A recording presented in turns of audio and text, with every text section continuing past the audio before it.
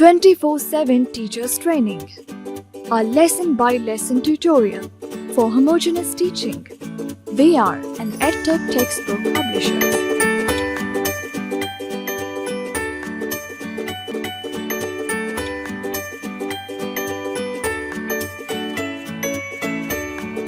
بسم اللہ الرحمن الرحیم. السلام علیکم محترم ٹیچر. سنو مین پبلشرز کی جانب سے خوش آمدید. یہ سیشن دوسری جماعت کی اردو کے باب نمبر 3 پر ہے، جو کہ ایک نثری عبارت پر مشتمل ہے. عنوان ہے سیرت النبی صلی اللہ علیہ وآلہ وسلم. آئیے ایک نظر ڈالتے ہیں حاصلات تعلم پر. اس سبق کی تکمیل کے بعد طلبہ اس قابل ہو جائیں گے کہ متن کو فہم سے پڑھ سکیں، اپنے درجے کے مطابق سادہ کہانی پڑھ کر تفہیمی سوالات کے درست جوابات دے سکیں، نظم، کہانی یا واقعہ پڑھ کر مختصر سوالات کے جوابات دے سکیں، مخصوص ذخیرہ الفاظ کا زبانی املا کر سکیں، الف بائے ترتیب سے الفاظ کو درج کر سکیں، اپنے گھر، اسکول اور ارد گرد کے ماحول کے بارے میں 5 سے 7 سادہ جملے تحریر کر سکیں، تصویر یا خاکہ دیکھ کر کم از کم 5 جملے لکھ سکیں، سماجی ضروریات کے مطابق مختصر ہدایات تحریر کر سکیں. معزز ٹیچر، میں آگے چلنے سے پہلے آپ کو ایک بات یاد دلانا چاہتا ہوں جو میں نے لفظ اسکول کے تلفظ کے سلسلے میں اس سے پہلے کسی QR سیشن میں کی تھی. اور یہاں یہ جو ایک حاصل تعلم ہے جملے تحریر کرنے کے سلسلے میں، یعنی اپنے گھر، اسکول اور ارد گرد کے ماحول کے بارے میں 5 سے 7 سادہ جملے تحریر کر سکیں. اب دیکھ رہے ہیں کہ اس میں اسکول الف سے شروع کیا ہوا ہے. آپ کو یاد ہوگا کہ میں نے کہا تھا کہ یہ کوئی جس کو کہتے ہیں ہارڈ اینڈ فاسٹ رول نہیں ہے. اب یہ مت سمجھیے گا کہ سین سے شروع ہونے والے ہر لفظ سے پہلے ہم نے الف لگانا ہے، اور خاص طور پر اسکول. اور اب یہ بھی یاد کریں کہ میں نے کہا تھا کہ زیادہ مشکل ہمیں بولنے میں تب ہوگی جب اسکول سے پہلے والے لفظ کا آخری حرف سین ہوگا. اب دیکھیے یہاں اگر آپ اس جملے میں اپنے گھر، اسکول، آپ اگر اسکول سے پہلے الف نہیں بھی لکھتے، اور اگرچہ گھر اور اسکول میں کوما ہے، آپ کو وقفہ تو ویسے بھی کرنا ہے، لیکن اگر کوما نہ بھی ہو تب بھی اگر اسکول سے پہلے والے لفظ کا آخری حرف اگر سین نہیں ہے تو پھر بولنے میں مشکل نہیں ہوتی. نتیجہ یہ ہم اخذ کرتے ہیں کہ یہ آپ کی اپنی ثوابدید پر ہوگا کہ آپ کہاں سمجھتے ہیں کہ اسکول سے پہلے الف لگانا چاہیے. اور اس طرح کے اور الفاظ بھی ہیں. اسٹیج ہے جیسے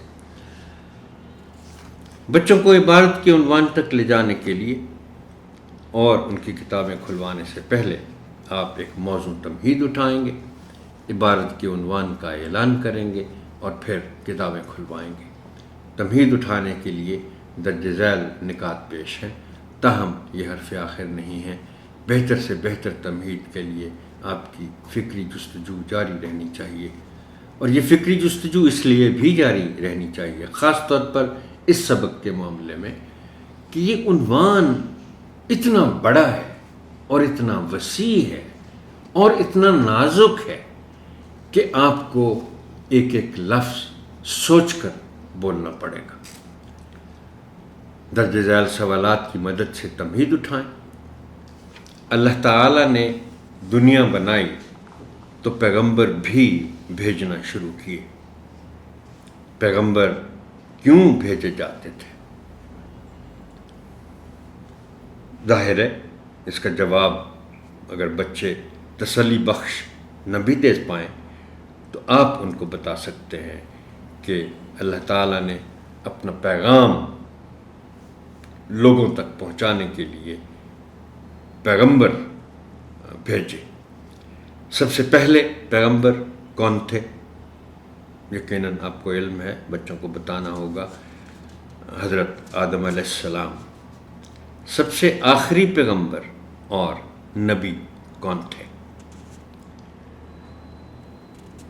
ظاہر ہے یہ ہمارا عنوان ہی یہ ہے، ہم سب کے لیے زندگی کا بہترین نمونہ کون ہے؟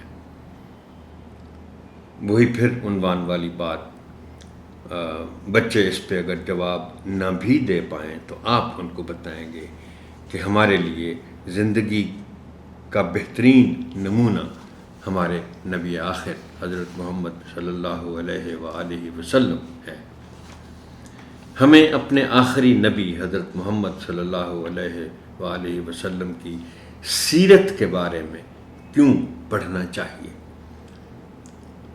اب اس سوال کے پوچھنے کے بعد آپ احتیاطاً ان کو یہ بھی بتا سکتے ہیں کہ سیرت کیا ہوتی ہے۔ سیرت طور اتوار کا نام ہے، لیکن آسان لفظ میں یہ عادات کو کہتے ہیں،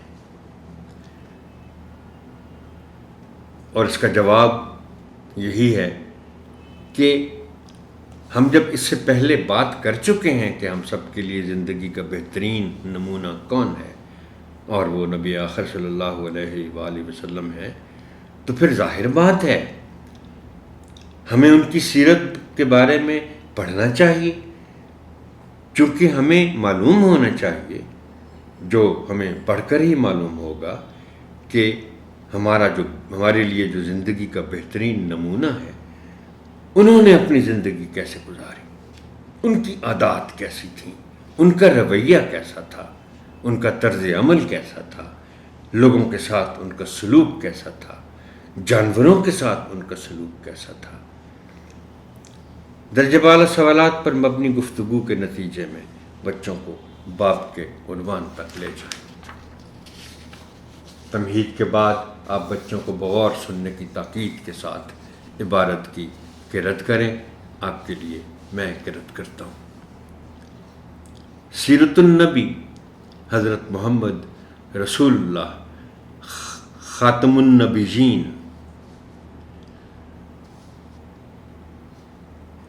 محترم ٹیچر یہاں چند لمحوں کا توقف کرتے ہوئے یہ ذرا نوٹ کر لیں، خاص طور پر چونکہ اب پہلے سے زیادہ استعمال ہوتا ہے یہ لفظ خاتم النبیین کا، لہٰذا اس کو آپ یاد رکھیے گا کہ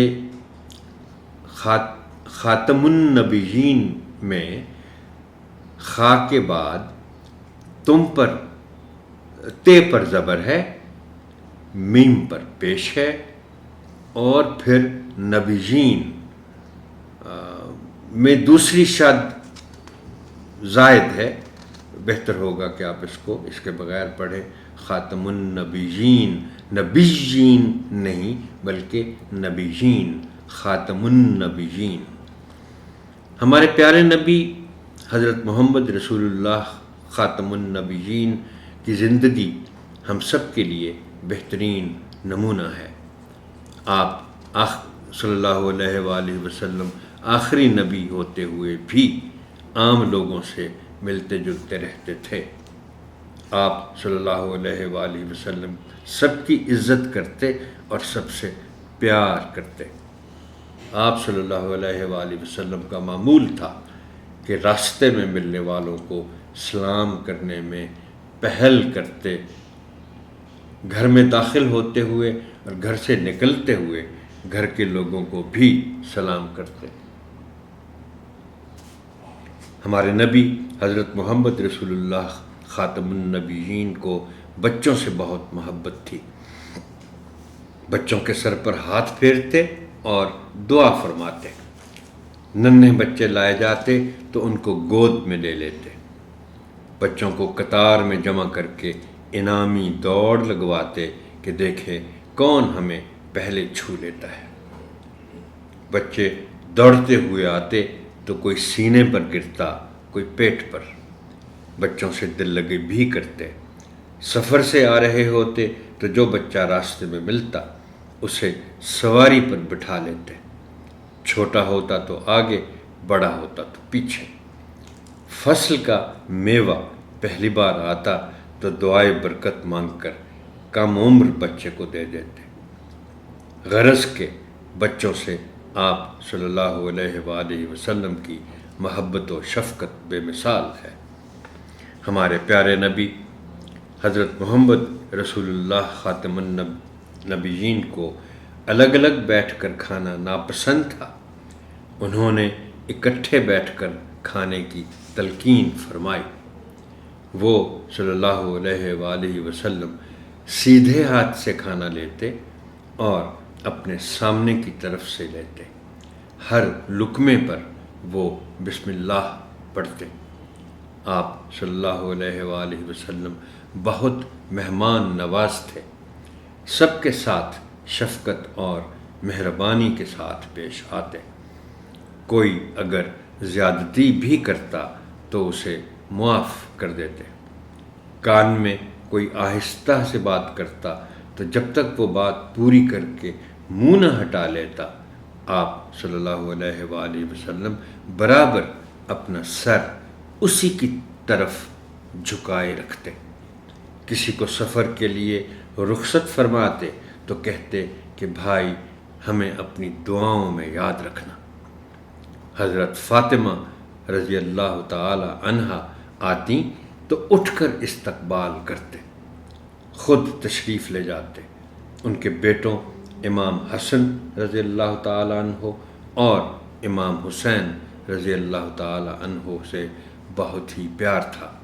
ان کو گود میں لیتے، ان کو کندھوں پر سوار کرتے اور ان کے لیے گھوڑا بنتے۔ غرض کے نبی اکرم حضرت محمد رسول اللہ خاتم النبیین صلی اللہ علیہ وآلہ وسلم کی حیات مبارکہ ہر معاملے میں ہمارے لیے بہترین نمونہ ہے۔ انتہائی ضروری ہے کہ ہم پوری طرح آپ صلی اللہ علیہ وآلہ وسلم کی پیروی کریں۔ یہ ہمارا فرض ہے اور اسی میں ہماری بھلائی ہے۔ اب طلباء سے باری باری عبارت کی قرأت کروائیے، مناسب وقفوں میں تلفظ کی درستی کیجیے اور صحیح تلفظ کی ادائی کی مشق بھی کروائیے۔ اس ضمن میں درج ذیل الفاظ آپ کی خاص توجہ چاہیں گے۔ پہل، ہے پر زبر ہے، پہل نہیں بولنا، پہل۔ فصل، یہ لفظ عام طور پر غلط بولا جاتا ہے، فصل بول دیا جاتا ہے، اور یہ اسی فہرست میں شامل ہے جو میں آپ سے گزارش کرتا رہا ہوں کہ وہ 3 حرفی الفاظ جن میں درمیانی حرف پر جزم ہوتا ہے۔ فصل، مہربانی، مہر، ہے اور رے دونوں پر جزم ہے، ان کو آپ ڈراپ کرتے ہیں۔ مہربانی۔ زیادتی، اب یہ لفظ بھی غلط بولا جاتا ہے۔ عام طور پر آپ کو معلوم ہوگا محترم ٹیچر کہ ہم تو اس کو بلکہ مختصر بھی کر دیتے ہیں، ذاتی۔ اس کے ساتھ وہی سلوک کیا جاتا ہے جو لفظ زیادہ کے ساتھ کیا جاتا ہے، زیادہ۔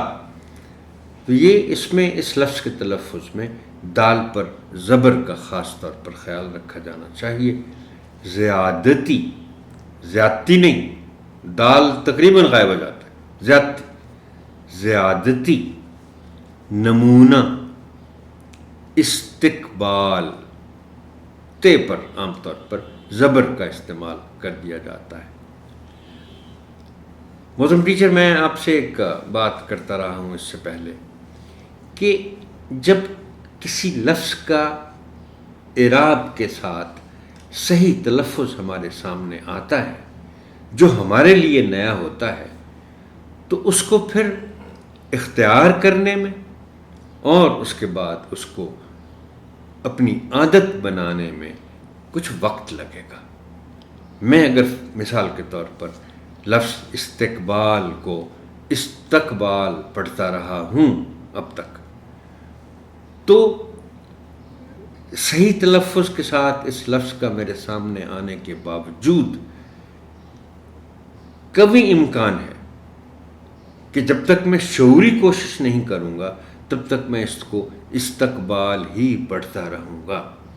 لہذا یاد رکھا جانا ضروری ہے کہ کسی لفظ کا صحیح تلفظ کیا ہے۔ استقبال، بہترین، اس میں بھی تے پر جو زبر ہے اس کو غائب کر دیا جاتا ہے، بہترین کہہ دیا جاتا ہے، اس کو نمایاں ہو جانا چاہیے تے کو زبر کے ساتھ، بہترین۔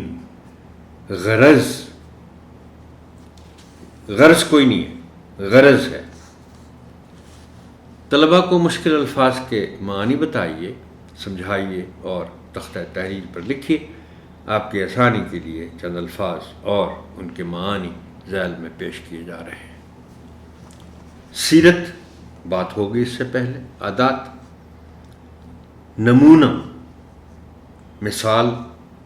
اب نمونہ کے بھی ایک سے زیادہ معنی ہے۔ اب جیسے نمونہ کے لیے ہم ایک لفظ استعمال کرتے ہیں انگریزی کا، سیمپل، اس کو وہ بھی نمونہ ہے۔ معمول، روز کا کام، پہل، شروع، ابتدا، آغاز، سب سے پہلے ہونا۔ قطار، لائن۔ اب قطار خود اتنا سادہ لفظ ہے، لیکن اگر یہ بچوں کے لیے آپ سمجھیں کہ نیا ہے تو کوئی اس میں حرج نہیں ہے کہ آپ انگریزی کا لفظ استعمال کرتے ہوئے آپ اس کے معنی بتا دیں، چونکہ لائن، قطار سے بھی پہلے بچے سن چکے ہیں۔ دل لگی، ہنسی مذاق، میوہ، پھل، شفقت، مہربانی، رخصت فرماتے، اللہ حافظ کہتے، تلقین، نصیحت، لقمہ، نوالا، استقبال، خوش آمدید کہنا۔ غرض کے، مختصر یہ کہ اب یہ جو لفظ غرض کے ہے اس کو بعض اوقات غرضے کے لکھا جاتا ہے، یعنی غین رے الگ، اس کے بعد دواد یہ کاف ہے، وہ اکٹھا، غرضے کے۔ اور الگ الگ سے بھی اس کو لکھا جاتا ہے غرض یہ کہ۔ حیات، زندگی، پیروی، فرما برداری، پیچھے چلنا کسی کے، وہ پیروی ہے۔ بند کتابوں کے ساتھ پہلے آپ عبارت کا مفہوم بیان کریں اور پھر طلباء کو خاموش قرأت کا وقت دیں۔ اس کے بعد ان کی کتابیں بند کروا کر منتخب بچوں کو عبارت کا مفہوم بیان کرنے کے لیے کہیں۔ محترم ٹیچر، عام ابواب جو ہیں، آپ کے جو عام چیپٹرز ہیں، ان میں عبارت کا مفہوم بیان کرنا شاید اتنا مشکل نہ ہو جتنا اس باب کے متن کا مفہوم بیان کرنا ہوگا۔ میں نے جیسے پہلے گزارش کی کہ یہ عنوان سیرت النبی کا صلی اللہ علیہ وآلہ وسلم، یہ اتنا وسیع، اتنا نازک اور ایک لحاظ سے اتنا مشکل ہے کہ اس پر بات کرنا بھی عام آدمی کے لیے مشکل ہوتا ہے.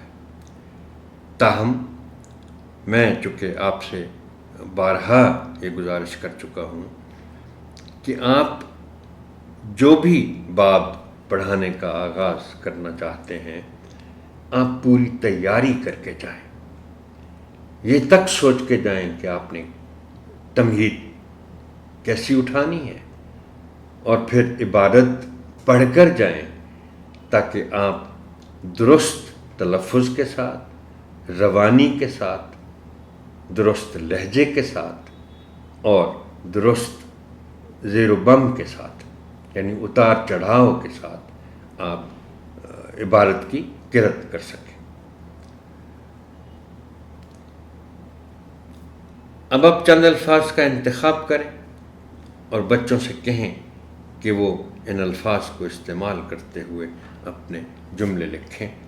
آپ ان کے جملوں کی اصلاح کریں اور پھر نمونے کے طور پر خود بھی ان الفاظ کے جملے بنائیں اور تختہ تحریر پر لکھیں. یہاں میں ایک وضاحت کرنا چاہوں گا محترم ٹیچر، اور وہ یہ ہے کہ وہ جو میں بات کرتا ہوتا ہوں نا کہ ایک لفظ کے ایک سے زیادہ کئی معنی ہیں اور ان میں لغوی معنی ہیں اور مجازی معنی ہیں.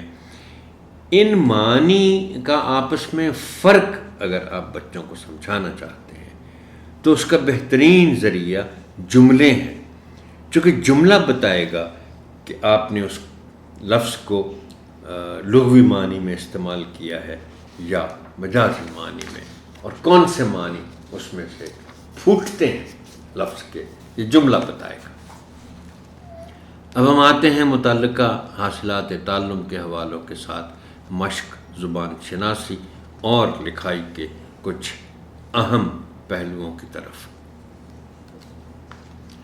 الفاظ کو الفبائی ترتیب سے لکھنا صفحہ نمبر 19 ہے. زبان شناسی کے تحت اس میں خاص بات یہی ہے کہ الفبائی ترتیب کو الفاظ کے پہلے حرف کی حد تک رکھیں، چونکہ یہ دوسری جماعت ہے.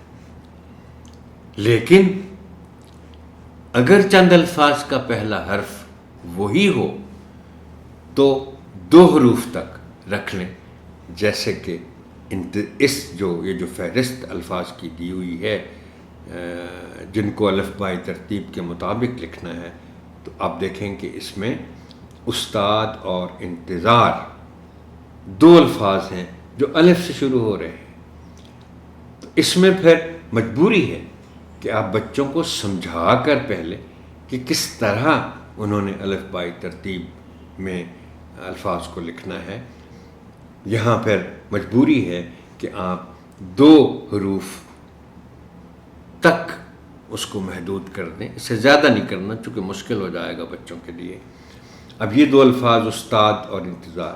اب دوسرا حرف، پہلا حرف دونوں کا الف ہو گیا، مگر دوسرا حرف استاد میں سین، انتظار میں نون. اب آپ بچوں کو یہ سمجھائیں گے کہ پہلا حرف چونکہ وہی ہے، دوسرا حرف آپ نے دیکھنا ہے کہ سین پہلے آتا ہے حروف تہجی کی ترتیب میں یا نون آتا ہے. تو جو پہلے آئے گا وہی لفظ پھر پہلے آئے گا. اب اس میں اس ترتیب میں استاد پہلے آئے گا، انتظار اس کے بعد لکھا جائے گا. اس سرگرمی کا حاصل تعلم ہے کہ طلبہ الفبائی ترتیب سے الفاظ کو درج کر سکیں. اس کے بعد ہے 5 ہدایات لکھنا جن پر بچوں کو اپنے اپنے گھر میں عمل کرنا چاہیے.